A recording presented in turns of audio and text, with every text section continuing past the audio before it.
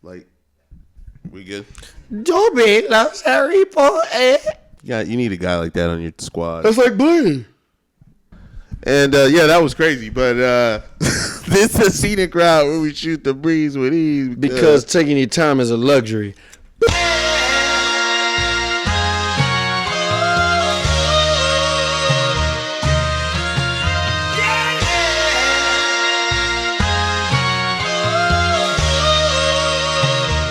Real shit. I never feel bad about talking about it. It's real shit that happened.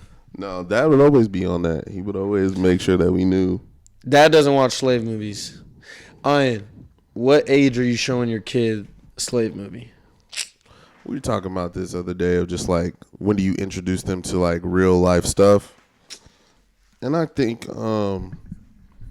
they probably start learning about it. We don't know what they're trying to teach in school these days, but if they were learning about it in school, that's when I probably unload.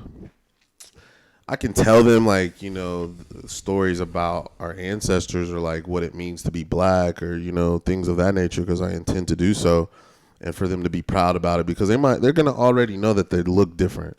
That's just something as a kid, when you grow up, you just know that you because other people make you feel that way, whether they do mean it in a malicious way or not, because most kids don't. But, you know, it happens, and then so you have to be able to explain that to your kid. But as far as watching the movies and stuff, that's like, those are pretty graphic, and those images. I probably wouldn't show them certain things too early. Like, so what's the age that you're gonna let them see 12 Years a Slave or? Yeah, probably. Like I said, like as soon as they start talking about it at school, like, you know, if that's middle school, if that's seventh grade, you know, if that's eighth grade, it's eighth grade. I'm thinking like 12, 13. Yeah. Teenage life. Once you get into that, because as soon as you can be looking like close to a man and be out with your friends and a cop come up and you need to know what the fuck is going on. Yeah. I was having this conversation with someone recently, and I'm like, look, I don't care what you got going on.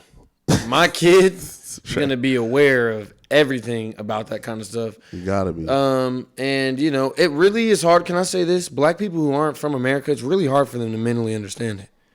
I don't care what. What being you say. Being a black American. Being a black American is so different from being black anywhere else. And that's why I get agitated sometimes with those kinds of people, because it's like, you know, it's not the same struggle. And, you know, it is difficult. I feel like blackness anywhere is difficult. It's always the darker of the race, wherever you're at, they get treated the worst. We know that. But just black America and the entire, you know, I feel like repetitive when I say it's cool. It's systematic racism is exactly what it is. It's just put into the way of the world. And so my kid has to be aware. My kid has to be aware. I'm just not going to let him be ignorant to the fact, because you know how many people, I think, especially young, maybe, you know, kids who aren't black, will like joke at stuff, and you need to be able to set your line, draw your line. Like, because a miseducated child turns into a miseducated adult. Yeah. You know, and we got a lot of miseducated adults or people who don't have the understanding or the empathy to understand people because they haven't been educated. Some of it could be ignorance. Like, I used to think ignorant was like such a bad thing, but it literally just means that they have no knowledge of. Yeah. So it's like, some people have no knowledge. They didn't grow up. What if you have knowledge of, but you don't have the intelligence to make the right? Like, that's where I feel like it gets tricky in there. If what? So you have, because a lot of people in life, this that separates them from the life they want and the life they have. Most people have the knowledge and know the tools to give themselves a better life, but it's the intelligence or experience or wisdom to know, like, to do it. You know what I'm saying? Because, like, look, you could be like, Trevor, let's say we're talking to someone who maybe isn't the best in shape. They know what to do to get in shape. Yeah. They know what to do to get in shape. They may not have the right trainer. They may not have the will or whatever, but most people know the answer to their problems is what I'm saying. But I feel when it comes to racial issues and things of that nature, there are people that grow up being like, I don't understand what it is because I've never experienced it in like a non-vicious, non-malicious way. And once they come to America, they get to see it firsthand. And they get to understand it a little bit better. And then it's like, oh, that's how y'all do it here. You know what I mean? And then that point in time, that's, as a good friend, a good black friend, you'd be like, hey, this is what you don't do. This is what you do, like just going and touching people's hair, or, you know, like saying just distasteful things around people, saying the N-word. Some people will be like, no, I grew up like that. So now that brings me to my next point. I don't know if we talked about this already, but I want to over it already. No, dude, don't work like that. No, we'll get over it already. What? That's never. Like that, no one's ever said that word around me or near me or talked like that around me ever in my whole life, which I'm very grateful for. But how do you feel about? And I don't know if we talked about this in the pod already, but when Chris Rock let the two comedians, Ricky Gervais and Louis C.K., say the N-word multiple times around him, how do you feel about that? That's what I'm saying. Like in that setting, I think I know what you're talking about. I think he joked about it. That's what they do. He's a comedian, so they're gonna make a joke, and he acknowledged it in a joke, but they are proving a different point. Mm-hmm. You know what I'm saying? Like, but if we're around in different places, like I feel like, you know what I mean. I'm gonna gauge this situation and determine the intensity of how I deliver this message. Some shit don't gotta be fucking DEFCON 10 right off the bat. I'd be like, hey, I could be in the middle of a conversation and I hear it over here. I'd be like, hey, watch your mouth. And then, what if he said, what's the problem, dude? And then I'll respectfully explain it to you. Say it. What's the problem, dude? Well, you're saying stuff over there. I don't know if you know I this. said nigger. That's a problem for you. See, now you're trying to be aggravative, but usually aggravating. But if somebody said it and they were being innocent about it in their head, right, you would give them a chance to correct before you. Because everybody says the N-word. I'm gonna give you the benefit of the doubt. Doesn't mean it in a bad way. You know what I'm saying? Like, because I know white boys that have said it, and it's like, okay, like this is my boy. Or even Mexicans that have said it, or whoever, and I'm getting where you're coming from.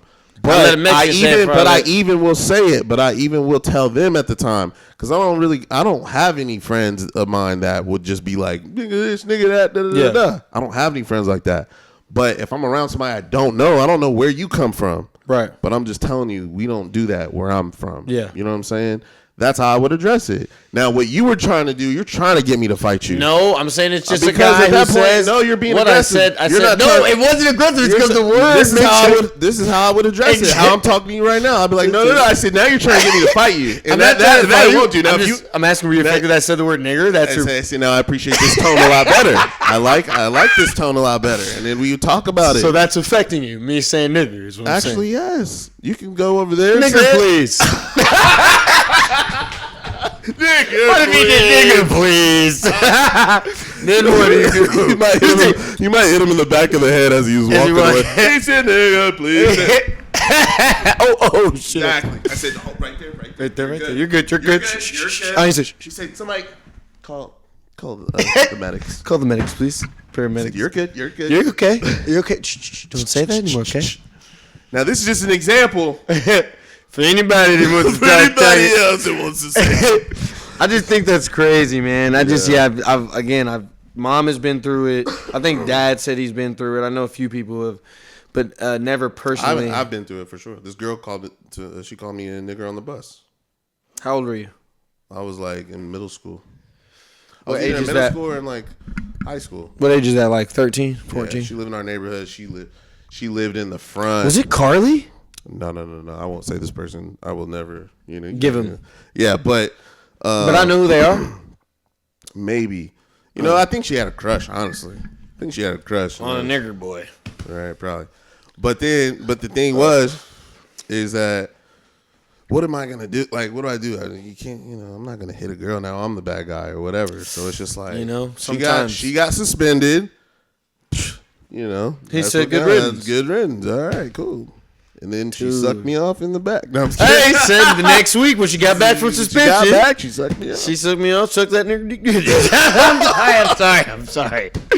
Hey, dude, I want us to write a stand-up, dude. I feel like what if we went on like Code did it? If we wrote it? But that's the thing is like people don't know like how funny like we really can be because you're trying to be all fucking You gotta be PC, but that's what I'm saying with comics and comedians. That's why I love comedy. Say nigger. You gotta go there. There's people that write that in the script that are not black. but it's funny. Yeah. Because it's like that needs to be said by this character in this moment in time, so funny. we can get that reaction. Right. You know what I'm saying? Get it, but is there a line for entertainment? I mean, we could say, hey, think of a horror movie, all that fucking exorcism, devil shit that they be fucking making. True. I'm like, nah, like that type of shit. Like, my question is, go ahead. I just wonder how people deal with that on set. Like, okay, let's grab the Bible. We're gonna rip it up. Rip out the Bible. Who's gonna do? You're doing it. And then you got one guy on set. He said, "Dude, I know I agreed to this union job, but buddy, I didn't sign up for this. He said, sign up for this. You either do it or you get replaced." He said, "Sorry, I gotta pack my bags." Pack my bag. Hey, I wanted to ask this in your question. Question for you. Why is it that you can do? Well, let's say this: you could do a music video dressed up as the devil. You could make a movie that you're playing the demons possessed or whatever. You can do a lot of stuff. But the minute that, let's say if I were to do a music video and I wanted to be Jesus in the music video, why is that so hated on and so bad in comparison as if to because people think that I'm trying to be God, but it says in the Bible to strive to be like Jesus. So what if I were trying to promote the story of Jesus or whatever, decided to dress up like him and reenact it? People would attack me more for that than if I were to dance with the devil in a music video. I don't know. I think they get criticism both ways, honestly. Okay. But I will say that. I'm just curious. But I also feel like, we've seen people win plenty off of that.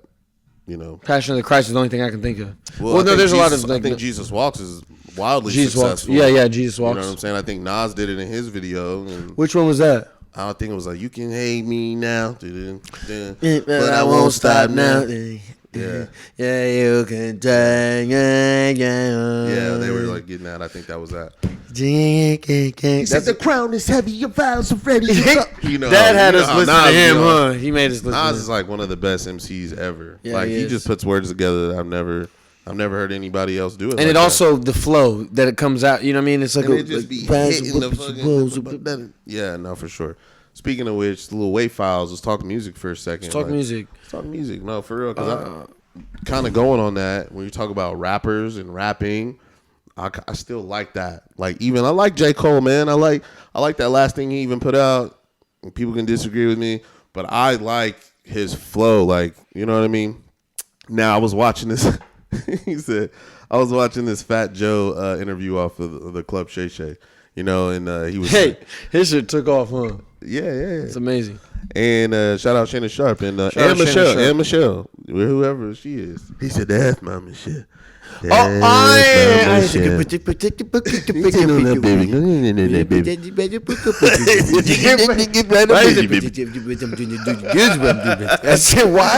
that old uncle talk? Breathing hard. He said, that's my Michelle. Good girl. That's my Michelle.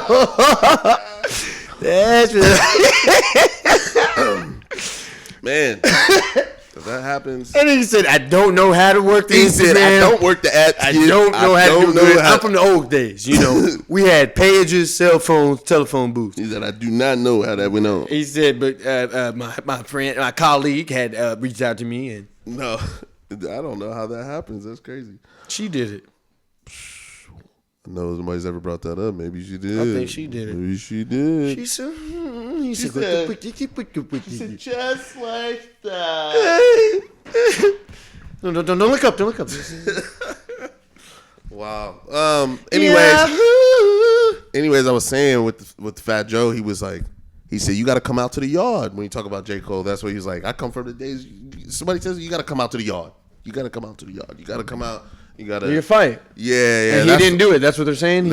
It's like he likes, everybody can like you as an artist and stuff like that. Got to come out to the yard. And, and I get the whole thing of like, what this might bring and all this. Give me an iron and one but then more weed. That's like saying, to me, that's like saying, LeBron ain't going to go hard at Kobe. Like Kobe got to go hard at LeBron. That's just what it is. No, they are going to go hard at each other. That's what you're saying, or they're not. You have to. So that's you're what they agreeing do. With Jordan, what Fat Joe was saying. Yes, you got to come to the yard. Come to the yard. I love J. Cole, and I want to work with J. Cole, and this interview should not affect our relationship, okay, in the future. Maybe 4 more days before the retractment for me. You know what I'm saying? Because I respect the reasoning behind the retractment. Okay. Unification of our black people. Let's not destroy each other. All that's good. Right. But you already are in it. You're already in it. You already kind of stepped a little bit, and it just you put yourself in the top 3. Already saying that we already know that you are. We believed you because I was like, I was playing it. I was playing that shit. And when he did his shit, I was bumping the. I was so happy for him. I was like, yeah, because you deserve it. You one of the best out here right now. Yeah, you are top 3. He's top 3. You know what I'm saying? And the way he gave us a whole fucking mixtape. That mixtape was hard. Yeah, it was. You know what I mean? That album, it was hard. Hard. So I was just like, yeah, like I get what you're saying. Like hold that. Maybe a little bit later. But then it was kind of it was right sucked. after. Maybe somebody told him, he's like, man, somebody was like, this ain't got nothing to do with you, man. It's probably them two. Yeah. But then he was like, damn, but then it would seem the only reason why I say this because like Drake said, he says it's a 20v1. Yeah. Now if J. Cole would have stood on that side and been like, this ain't even about Drake. This about me. This about being one of the best to ever do it. That would have been hard. And it's like, okay, I get it. It's like, okay, you're saying fuck y'all. Like, okay, y'all got a separate beef. But don't act like I'm just trying to let y'all know that I'm one of the best ones, the hardest out. I'm gonna let y'all. That could have been the whole rap. I'm gonna let y'all finish this. First, I had to. Yeah. You know what I mean? But still, I don't know. That could have changed the course of it. You know, because if he would have stayed in it. Just imagine that. What if Kendrick's his aim could have been a little bit. Both of them, yeah. He would have been talking about different things. With Drake's and everything. Drake put you one closer. It could have went so many different ways, but that's why I like sweeter than pineapple juice with Stone on it. That's cold on it. Right, dude. Imagine, you know what I mean? But because then they'd be like, well, that would be fair. But my thing is, y'all don't give a fuck about no fairness because y'all did do it. Everybody was coming out. Everybody was coming out the woodwork. And that was the lamest shit, by the way. That was. I thought that was weird. Let them duke it out. Y'all trying to. And by the way, I don't like them either. I thought that was weird. And I thought I'd never have seen that before. All the people that came at him were people that wouldn't exist without him, which is crazy to me. He's definitely helped them out. No, not Def Iron. They would. I don't think they would be at the level that any of them are if Drake had not been in their lives or their musical career. Let's be real. Let's be real. No, I'm just saying. Let's be real. Rick, Future, Metro, all these niggas, bro. Honestly. And I'm gonna say what I'm gonna say. You can call it what you want. Call it a spade, hard to die. I'm kidding. They Not Like Us, complete smash record. Won the battle visually. But if I'm speaking straight off lyrical, how I feel about it, I think it went the other way. But most people wouldn't agree with that. And that's okay. But I'm speaking my truth. Right. He said, and I love both artists, and I don't want that to affect our relationship either. Love to work with you as well. Love to work with you, Kendrick, as well. I want to work with all y'all. I love the records. Good music is what I'm about. It's all about competitive spirit. But that's why I do bring sports into it because everybody can respect what Anthony Edwards does and still be a Lakers fan. You see what I'm saying? Yeah. It's like when we went to Madison Square Garden and we were cheering. We were the only ones in there cheering for Pacers. Indiana. They you know were what I'm saying? Shout out to the Pacers. Shout out to 317. Shout out to the Knicks. But shout out to 317. You know what I mean? Pacers. We repped y'all in a sea of only New Yorkers, and they kept looking at us. We were like, we were like this. They're like, oh, you guys club for the other team, huh? They was like, so you guys from there? You guys from there? Why you guys cheering for them? We like, yeah, actually, we're from Indiana, They bro. said, oh, okay. So we respect it. We respect. He said, and then they started whooping us. They're like, you're not laughing now. You're not screaming now, are you? They were funny, dude. That was like one of the funnest times I had. That just was because great. we were just like in the thick of it. I've always wanted to go. Because I literally could hear my clap echo on the other side of because no one else would scream except me and him. Yeah, I was like the only two people. That was real. I love that. I love that being in the fucking the backyard, arena. Their backyard. Right in their backyard. But that's what I'm saying with the beef and rap and all this and that. There's a competitive nature to it that should always be appreciated. It should be. If two people decide to step in the ring, like in boxing, and hit each other in the face, for a little bit, everybody clap at the end. You know what I'm saying? Like, don't just like be like, fuck that guy, he got hurt. Like, no, these guys are putting their lives on the line. Thoughts? Let's talk about something that we haven't even talked about, which is really fucked up. This is important that we talk about this. All right, bring it. There's a show on TV right now. Probably the best show on TV. You know it is. What's that? Best show on TV right now? Penguin. Let's shout out Colin Farrell, who went from being in my top 10 to now in my top 5. Colin Farrell, first of all, super dope. All you got to do is watch Daredevil. Okay, his performance is bullseye, fantastic. All you got to do is watch, I don't know, Telephone Booth. All you got to do is watch Banshees of Inisherin. All you got to do is watch The Penguin, which when he did this in the, I always call him Edward Pattinson. It's Robert Pattinson, but Edward Twilight. Yeah. Robert Pattinson Batman, his performance in that was so phenomenal. I was like, he deserved an Oscar nomination. He didn't get Oscar nominated, but he got his own show. Now it's currently on HBO, doing very, very well. And what a joy to watch. That's all I have to say about that. I feel the same. I get excited to watch good TV. just Good TV, but top of the line acting like someone who's reached his fucking prime, I think. He's always been great, but he's like this person that he's doing this character, he's having so much fun with it. And it's taking a lot. Now, man, it's so good. Now, while we're there, it's so good. While we're there, I mean, she's cold too. No. Okay. I'm gonna be in this universe, but I'm just gonna say that Joker 2 wasn't what I wanted it to be. Wasn't what I wanted it to be. I've been thinking about you and the pain that you've caused me. And there was a line where he looked at her and he said, I love you.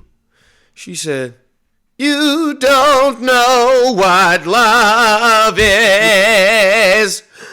And walked off. I said, this is bad. I'm sorry. All respect to y'all too. Let it work with y'all. Ty Phillips, Joaquin Phoenix. Lady Gaga, what that shit was. But and y'all know it. We went to go see another movie, and we got out, and then the people coming out of the Joker 2, they were all upset. Visibly. Very mad. No, so I talked to them beforehand. And then we were like, and he said, yeah, dude, no. He said, you were right. You were right. Because they were going in there. I said, you guys are going to be upset. Can I just say this? Man. You're coming off of an Oscar-winning, just well-made movie. Yeah. And it was well-made, and it has the allure that it has because of the tone, because the type of film that it is.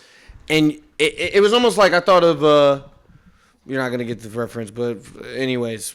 If I make Kentucky Fried Chicken, and you like Kentucky Fried Chicken, it's from Free Guy is what I'm doing. He said, if I make Kentucky Fried Chicken, and you like Kentucky Fried Chicken, and I know that you like Kentucky Fried Chicken, why would I make Erky Jerky my new turkey? He said, I'm going to make Kentucky Fried Chicken 2. Right. It's going to be the same shit. Exactly. But it's going to be the next version. And also, come on, bro. Even like story, like come on. I mean, my thing is that you guys have so much potential there. Oh, my God. In general. And I get it. So upsetting, man. You know, because I love Broadway. I love musical. I love the purpose of musicals and all that stuff. Story has to be good though too. But and maybe they'll be like, oh, we were the first. And that'll be a thing later on down the line or something. Or I don't know. There's nothing that made that movie make sense to me, man. But yeah, except just that was their choice. You know what I mean? I was like, all right, that's the way y'all wanted to do it. It just was disrespectful to the fans. Wow. But my thing is like there was so much potential there, and then when they were about to, you know,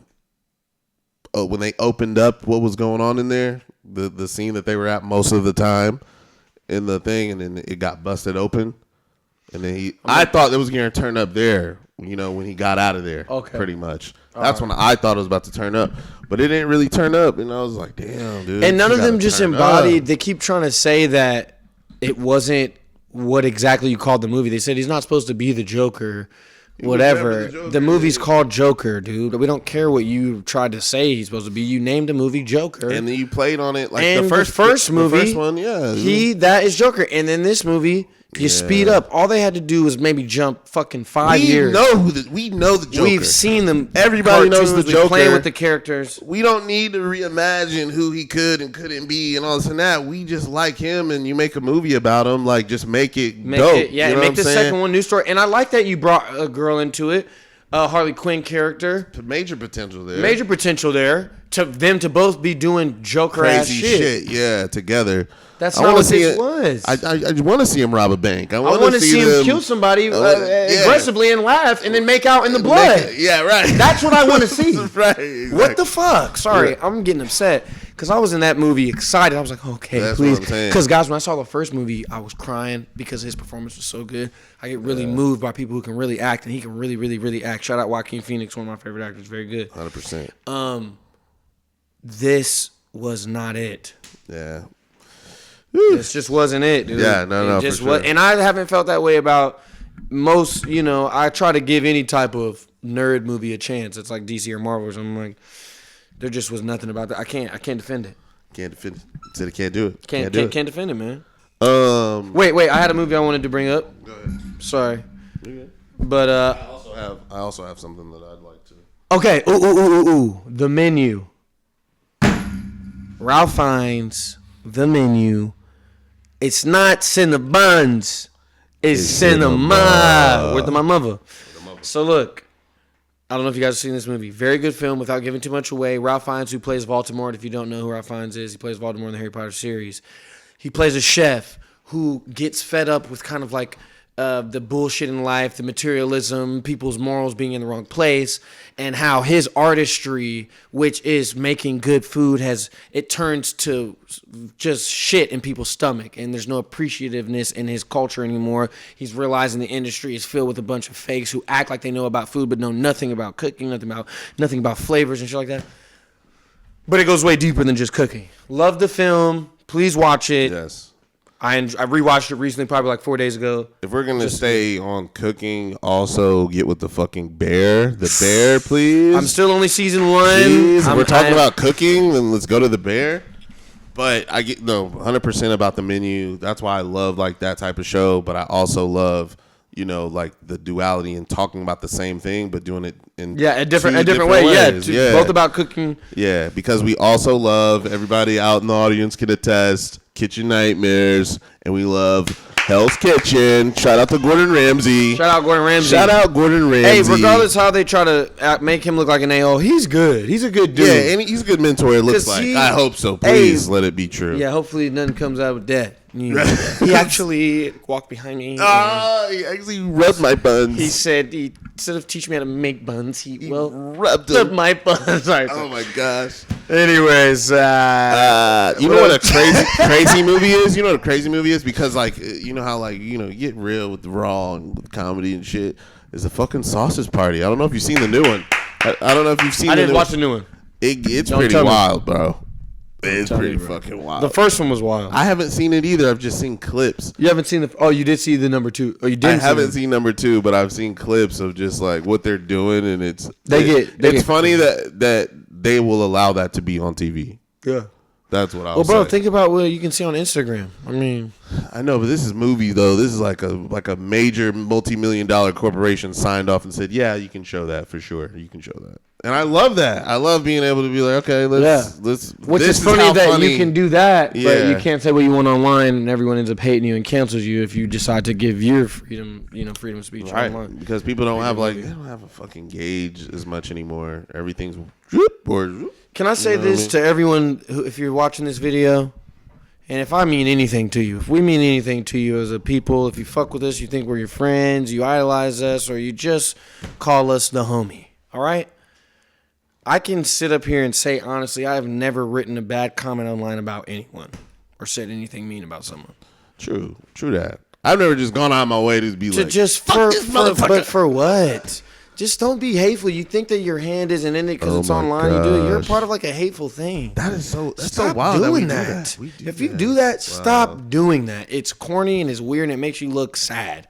And it makes you look like you don't have anything else better to do. So if you mess with us, we don't waste time online commenting mean shit to people or about people because we have a life that we're trying to curate and better for our potential wives, our partners, our children, whatever. You know what I mean? Whatever your life is supposed to be, curating the best version of that isn't going towards the dream. Whatever your dream is, you talking badly about people does not benefit that dream. It does not push that dream further along. Yeah. So stop wasting time on that. Sorry, I wanted to get that out because I had thought about that the other day. Chest. I was like, dude, I've never said. I can literally say I've never commented something bad about anybody. That's so true. Ever? Like why? For what? Yeah, like for what? What the fuck?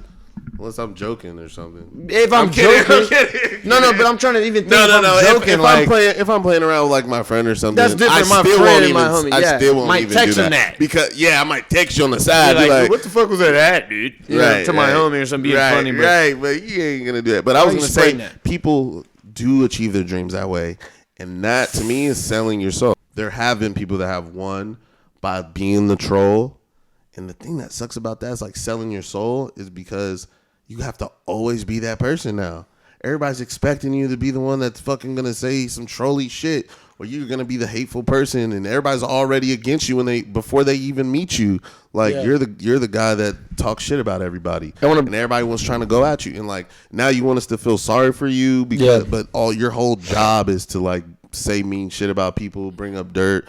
You know, say how you ain't never sold an album, and then you talking about other people's albums. Yeah, like, exactly. You know, there's like all that shit that goes on. You ain't never walked the catwalk, but meanwhile, you know everything about makeup or just whatever. I'm just saying. I want to bring up somebody that, not necessarily them, but how people, what's wrong with society and how people view things.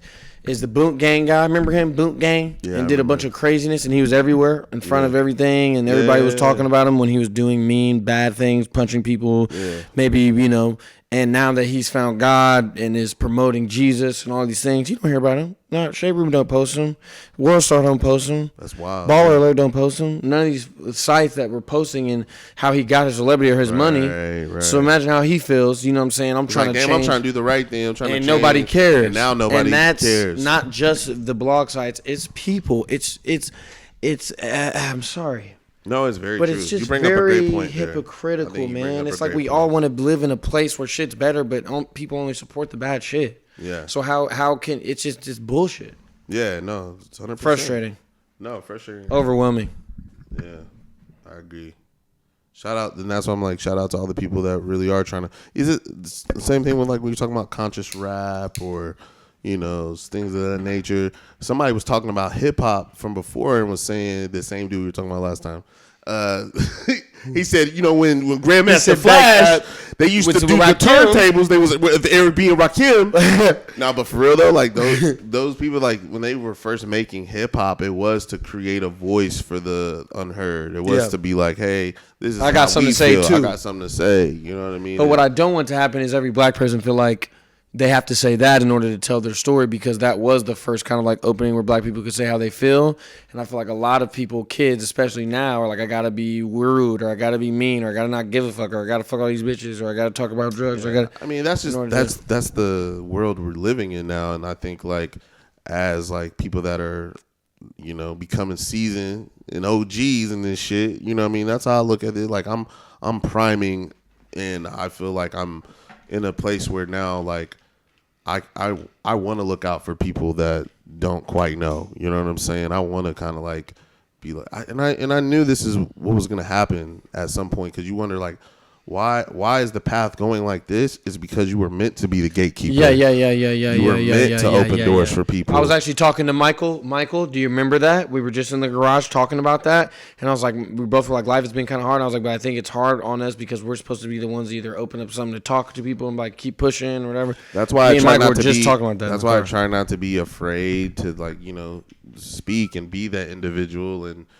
try, because like we were talking last episode, because those people a lot of times they get the criticism or they do get overlooked or whatever it is, but somebody's listening, somebody's hearing somebody somewhere, and that's why when people talk numbers and streams or whatever, that's just like some type of measurement that people are trying to, you know, equate to influence, or this is how much money this person could generate, blah blah blah. What I'm saying is that person at your job that you're talking to and you're giving them good, solid advice is just as important as someone singing on the radio and you hearing it 1,000 times. Listen to that person giving you that advice, or that person is giving you that ride home, or like consoling you when you've had like domestic abuse at home or whatever. We're all helping each other through our day. You know what I'm saying? And that's just as valuable. So, you know, don't look at it like only one person's going to hear me today. If you can help one person, you've done enough. You've done a great service. You know what I'm saying? Like that's all you got to do. You've done more than enough. Yeah. You have one person. Yeah, I remember one, and this has happened to me a few times, but one person did tell me, like, you know, they were having some suicidal ideations or whatever, and that my music or me helped them. And I was like, I could die today, and that'd be enough for me, knowing that person went on because of something I did. Yeah, you know? Yeah. So I think that definitely is a motivator, a fuel in the fire. That's a motivator for me too. Yeah, because we were talking about this earlier. I was talking this with a friend about like, he said, dude, it was my boy Julio. He said, dude, we're just one day closer to dying, dude. For real. I was like, damn. Seriously. But he's like, no, for real. He's like, everybody's got, and I was like, yeah, everybody's got an expiration date. And he was just like, that's why I just fucking live, dude. I just fucking, I just live my life and da-da-da. I'm like, yeah, as you should. You got to. There's no time to waste on shoulda, woulda, couldas of about life. And you know what I mean? As the older you get that more. And that's why people that are older just do it. They just get to it and just do it. And then some people never do it. And then I think your whole life you just would never have gone to fucking whatever. Or you never did the thing you said you were going to do when you were 20. You know? Like, I don't think I'm the smartest person in the world, but I do think about if I wasn't as smart as I am, how life would be.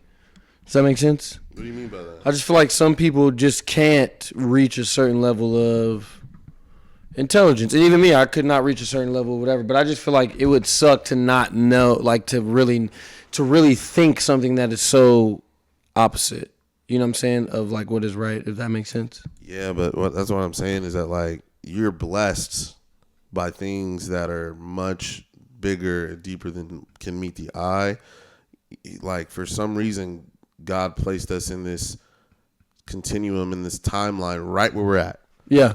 We could have been born in 1885. Yeah. It'd been a lot of different stories. This podcast would have been the pod lash. Right. Sorry. You know what I'm saying? Like, my bad. Life could be crazy depending on where we're at. Like, it's a beautiful thing where we're at, and I appreciate it. And I'm seeing life more as a gift in that gratuitous, being more gratuitous. Right. Because it's just like anything could have just been different. But some people don't have that. So that's why I think I'm a healer, a helper, a teacher, or somebody like that. I empathize with people and have patience because I know everybody deserves the fair shake to give them the grace that they don't get it. And then once after a few times, of maybe that information getting to you, you've now made your decision. Because at first you didn't know. You know what I mean? So you can't blame you. But then like you said, after we start to know and you're making your decision, now I got to make a decision. Yeah. Do I want to be around this person? Do I want to do this? And that's what happens. You know what I mean? But I want to talk about some relationship stuff. Let's do it. Let's bring some weird scenario or something. Let's say let's talk friends. Mamitas. How many of us have them? Friends. How close? Yes, Dr. Data. So I just feel like, excuse me. You know what I mean? How involved are you with your friends in your relationship? Like how like where's the happy? What do you mean? Like, do you tell your friends every single thing? Do you keep things to yourself? Like, is it private? Do you bring them in on every decision you make when it comes to relationship? And if Big so, decisions. How much? And okay. Big decisions definitely bring friend. Want to know my friend's opinions for sure. Counsel, yeah. You, Michael, Sky, Mom, the usual. Right. When it comes to like, hey, am I tripping? Should I leave? Should I stay? Right. Should I go over there? Should I not go? You know what I mean? Stuff like that. But how often do you just how often you take that in account? Like how serious do you take that in account? My friend's opinion? Yeah. Pretty serious. Pretty serious, right? Yeah, I trust these people. I love these people, so. Yeah. And it's crazy how, for instance, you and, mine have opinions for a long time, and I was just like, I don't see it. I don't get that. Really, though? Yeah. You really felt that way? Yes. You guys said, maybe it felt away, and I couldn't see that. I knew that you felt that way, but I couldn't see what you guys were seeing. Literally impossible for me to see that. Really thought, I was like, you just don't get it. You just don't get it. Do you think it's possible to be with people that your friends and family don't care for? Yes. Yeah. 100%. Yeah, I don't know. I don't think it could be successful. Because wait, when you say don't care for, that's different from like can't stand, because let's say you don't care for someone in particular, but I really love them. I know you would do your best to try and make things cordial. Yeah, but I just feel like someone your friends and family don't care for, there's a reason, and it usually affects you. Right. You know what I'm saying? Because they don't like that person because of how it's making you be. how would making the environment be? No matter if they affected me a weird way, they affected them a weird way, whatever, or me, and then especially if they're affecting you in a weird way, I'm like, listen, I know you love them, but this isn't the person that I know. Yeah, you know what I'm saying? Right. And this is bringing this out of you. So deep. I always try to like bring those situations in, but I do feel like it's very hard for a relationship to survive if the close friends and family can't really approve. Now, is it like you said? People need to learn to understand people. You got to give people like grace and just like, oh, they grew up differently and da da da da da. But I do feel like there's a merging of lives that takes place that is it's special, man, and that's why it takes a particular combination, because blending families, that's a real thing. You know what I mean? Like, oh, that's my mom-in-law. That's my dad-in-law. What if she ain't got no mom or dad? Yeah. Now everything falls on your family's grandparents. You know what I'm saying? Or they could have controlled it. However, the reason why that happened, it's still an important piece of information. How was her relationship with their dad? How's her relationship with their mom? Is her grandparent? My grandma raised me. Why did your grandma raise you? You know what I'm saying? What was the trauma that was probably there? Because all that stuff, it adds up, and that's the reason why people. But because that's what you end up marrying into. Yeah. That's sure. like your lives become like that's now our problem now. You know what I'm saying? Yeah. Or our fucking thing that we got to deal with now. You know what I'm saying? So it's like, I think that because it's our choice, in which it is, it's totally our choice of who we bring into the fold in that way. In every relationship, but we're just talking relationship shit. Like, it's your choice. Like, you're deciding that they come around. You're deciding that you're falling in love. You decided to have a baby with them. You know what I'm saying? Like, you're creating life now at that point. You know what I mean? Now, why do you think that baby has an anger issue? You know what I'm saying? Yeah. Why do you think, they have a learning disability? There's certain things that's real shit. You know what I mean? And sticks with you. And it's hereditary. Some shit's hereditary. Genetic, yeah. It's genetic. You know what I mean?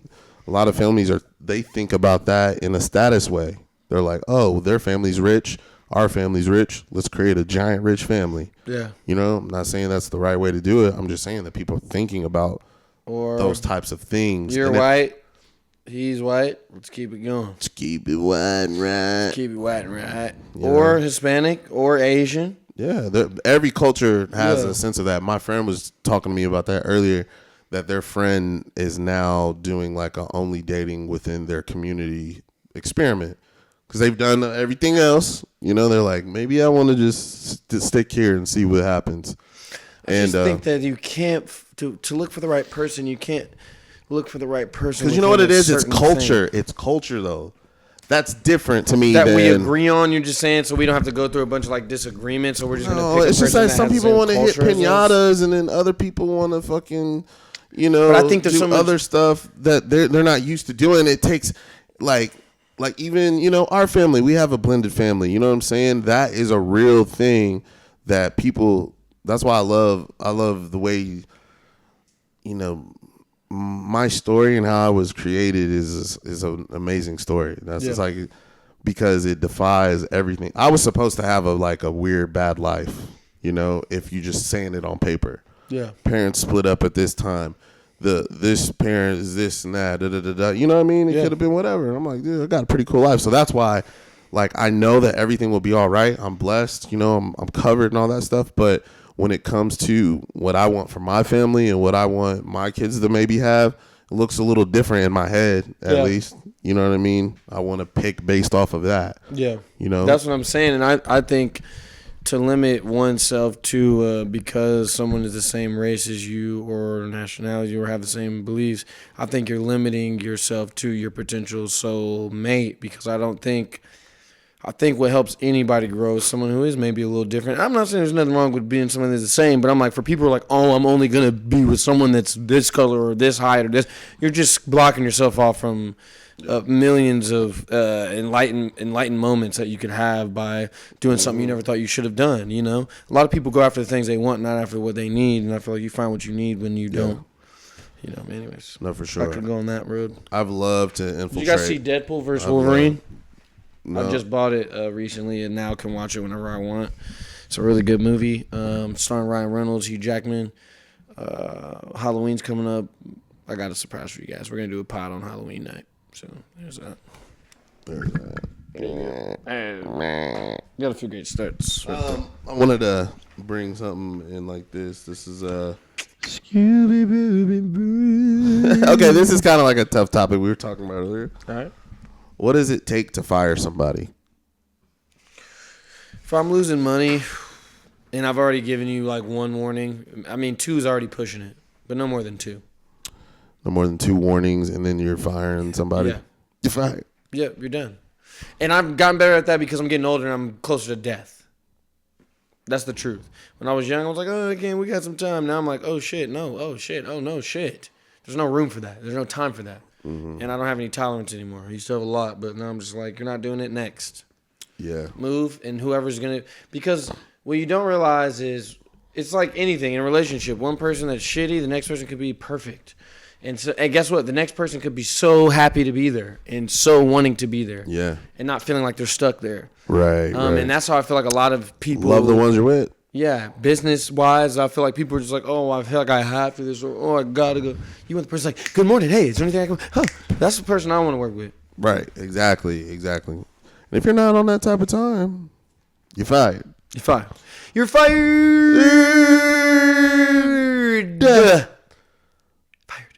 Cat in the Hat, Dr. Seuss. It's not Cinnabons. It's cinema. Word to my mother. Love Mike Myers in that, but I do want to go back on the touching of the, parting ways with somebody business wise. I think that for a lot of people, because a lot of the people that follow us are entrepreneurs. They're trying to start their own thing. They're trying to get to understand, like, damn, my team, like, who should be on my team, and da-da-da-da, and all this and that. My thing is, like, you just want people that have the same, you got to understand, we all have the same goal in mind as far as, like, the ultimate thing, right? We all want to be successful. We all want to live a happy life. We all, we all want that for each other. Nobody in this circle wants to see anybody fail, and the thing is that, like, some people want to see you fail because they want to just get ahead. If I can just, squeeze on by, they'll do it at any cost. They're like that. I'm telling you, infiltration is crazy. So it's like when you get that, that's why I love the new Game of Thrones. The House of Dragon. House of Dragon is crazy because the whole time everybody wants the crown. Everybody's trying to get the crown, and you say that you're loyal to it. So, but if you're loyal to it and not you having it, because you're saying that by me having it is being loyal to it. That's what they're all trying to say. Yeah. I'm trying to honor the crown. I'm trying to honor this. And the thing is, like, now everybody's trying to, lie, cheat, and steal to get it. And now you're blowing that whole thing up. And that's so inevitably what happens when you know the whole story of Game of Thrones. You know that the Targaryens don't reign the Iron Throne at that point. You know what I'm saying? Because they had it, got dragons, and you still fucked it up. How can you fuck it up? And don't give away anything, bro. I haven't watched all season. I'm just saying, anybody that knows that world, that's another world that I think that should get to movies at some point. But a Game of Thrones movie, they're waiting for that. Oh, they're gonna do it. They're gonna do it. You know what I'm saying? But, like, I'm saying that world, and just having that, like, you got dragons. Like, how can we fuck this up? Like, and that's people do that all the time. You have everything that you need in your life. You have a good steady job. You got or you got the type of drive, or even with the things that you lack, you still find a way and all this and that. There's no excuse that you can't go out there and get it and go out there and make it. You know what I mean? And if there is, boom, you get knocked down, recover, and you get back to it, and then you still go. Like, there's no excuse. To me, the BORNART way is like, the resiliency. Yeah, resilience is a huge. You know how many L's you've taken? So many L's. Like, and the thing is, you're just trying to get the one. You're just trying to get, in every little win matters. Everything. They'll be like, dude, it's hard, man. I've been out here for a year and a half, man. I've been out here for a year and a half. Dude, I just moved out here last year. Me and my family, man, it's so hard. I'm like, yeah. It's gonna be another 17 of them. But that's what. But or you got it right off the bat. You get it right off the bat, and ain't ever had it since. and trying to understand what that dynamic is. Yeah. You know what I'm saying? Like, there's so many stories that you can learn from the history of just the people that came before you. And if you really get it, then it's like, learn from him. You know what I'm saying? So that's cool. I want to just we can go to brotherly advice. All right. Yeah. I mean, brotherly advice is this.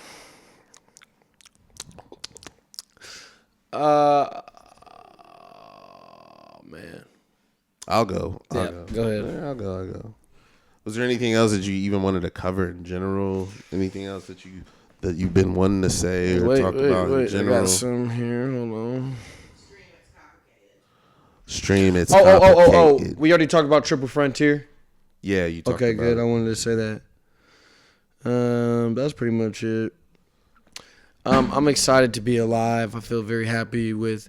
I just want to say, guys, whoever's in the dark tunnel, dark room, and it feels like you can't get out of it, you will get out of it. I know it doesn't feel like it, and it may feel like it's been a while, but it just does happen. It does turn around. It doesn't stay that way. So as somebody who's been in the dark room, you will get out of the dark room. You know what I mean? And I've had proof of that. And even if, sometimes the dark room can be a part of your life. Like, let's say the dark room is financials. Right now it's financially, but mentally you're having the most enlightened, you've ever been, the smartest you, the most aware you. So it's going to be give and take, but the dark room never stays dark. Yeah. Even if it's been a month or 2 months, it could be 3 months, but keep pushing, because when you come around that corner, there's a lot of just amazing stuff that you didn't think you had access to. Right, 100%. So believe in that because, it's important. The endurance, the resilience is so important in a happy life, a peaceful life, a life that you need to conquer something. You're going to have days that aren't good, years that aren't good maybe. Hopefully not years, but sometimes it is. Sometimes it is years. It is that. You know what I'm saying? Everybody thinks like, oh, think about even your injury. That's like it's been a year. It's been a year. It's been coming up on a year, and you're not like right where you were. You know what I'm saying? No, I'm not even close to where I was. Honestly, I'd say if where I was 100%, I'm like 60. You know what I'm saying? 65. So it's like, that's time. You got to put in time to. Still got a few more months so I can serve for sure. And then you look back, and you're like, man, at a blip of your life, and I'm, if it's in God's will, I hope we live to be 1,000 years old. But like, if I look back, I could be like, man, that was only like a year and a half of your life. Yeah. Rather than, man, look at all these decades that I have to look forward to, and that I have with my kids now, or that we get to sit and laugh about the struggles that we had. You know what I'm saying? Yeah, on a pod, in a house. Talking about a pod and all this and that. And it's like those issues will seem a lot smaller than when in that moment. You know what I mean? And some people don't have the foresight for that. So that's a very hard thing that I would like to maybe perfect and then teach. The foresight. Mm-hmm. Because everybody, is so impulsive due to, just the life we live, quick. I don't know, but I think that's why you're so good at chess, bro. You see the moves ahead. That's how you got to look at life in a way, I guess. Because it really is patterns. Patterns that equal consequences. I know that if I do this will happen. Do I have a backup? No, there's no security there. So I'm literally going out, risking it, hoping that they fuck up. Most of the time, if they're good at their job, they're not going to fuck up. They're going to get you. They're going to get you. They're going to catch you slipping. You know what I'm saying? So you got to make sure, like, that's how I look at life all the time. Is like, man, what is this going to make me feel like tomorrow? What do I got next week? Oh, what do I want to be accomplishing a year from now? You know what I'm saying? And then try to do everything that's going to align with that, with getting that. I want to wake up early tomorrow, so I can't stay up all night. I can't work on a song. The thing is I've done it. I've tried to do it, and I was miserable the next day. You know what I'm saying? Miserable. And then I gotta sleep, and I gotta catch up. And then all day you're saying how you're never gonna do that again. Yeah. And then at some point you do get to the point where you're like, nah, this is non-negotiable. I'm not gonna do it. You know what I'm saying? Because I can't do it. I literally can't. So that's my brotherly advice right there. You know what I'm saying? To look, have the foresight. Make your moves based on what you see. Not necessarily what's best for you, but in the long run, that would be hitch. It's not send the buns, send the muns. But yeah, man. My brotherly advice is always talk to me, man. What? I'm here for you. So if you need me, I. He said, "Give me that. Give me that." Oh my gosh. I'm joking. Oh my gosh. He doesn't Guys. get it. If you guys see I do get it. The old man. I'm just saying you got a brother here. It's not advice. It's more just letting you know you can talk about anything. I have no advice. That's good. That's all right. Good. Brotherly advice is you But know it. But I also feel like you you got it. Also, sometimes when we do this though, oh my gosh. Jeez. She just ripped off. Sorry, man. Yeah, you yanked it. Let's just finish it like this for a second. All right. I'm about to wrap it up. But what I was saying is that when we do this, I feel like you're like what you said before that was your brotherly advice. First of all, you said, you know what I mean, about we were talking about like looking ahead or something like that. You were speaking on something along those lines. But I feel like sometimes you feel like you got to tell me specifically. Yeah. But listen, this brotherly advice is for anybody that's listening that needs to hear it from somebody else. I got something for you, brother. I'd say you don't have to be the only one in the room. I was watching Doctor Strange recently, and she was saying you just always have to be the one with a knife. And I guess that meant like he was the only one that could be. And I feel like in my industry, especially black entertainers, a lot of them feel like there can only be one. And there's just a lot of like underlying self-hatred and hatred of anybody that's kind of in the same lane as you. And I say, man, just love more. Yeah, 100%. And talk to me. I'm here. Give me that. Give me that. This is the scenic ride where we shoot the breeze with ease because taking your time is a luxury.